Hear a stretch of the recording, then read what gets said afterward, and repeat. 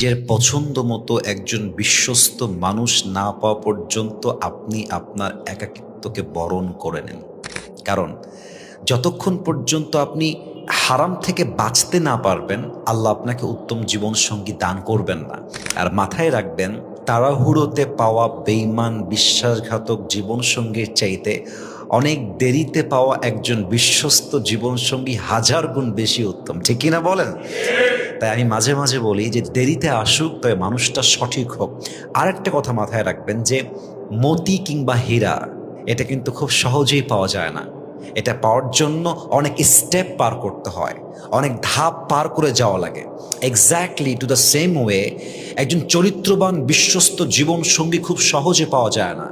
এটার জন্য অনেক লম্বা সময় একাকিত্বকে নিজের সঙ্গী বানাতে হয়, অনেক লম্বা সময় ট্রাই করতে হয়, অনেক লম্বা সময় খুঁজতে হয়, দোয়া করতে হয়, বেস্ট এফোর্ট দেওয়া লাগে। তারপরেই আপনাকে আপনার উত্তম জীবন সঙ্গী দান করবে একজন। বলেন সবাই, তিনি কে? এই জন্য জীবন সঙ্গী খোঁজার ক্ষেত্রে তাড়াহুড়ো নয়, ব্যস্ততা নয়, দোয়া করেন, try your best and wait for the right time. সঠিক সময় আসলে আপনাকে উত্তম জীবন সঙ্গী দিবে একজন, তিনি কে? আল্লাহ আমাদের সবাইকে বোঝার তৌফিক দান করুক। সবাই আমিন।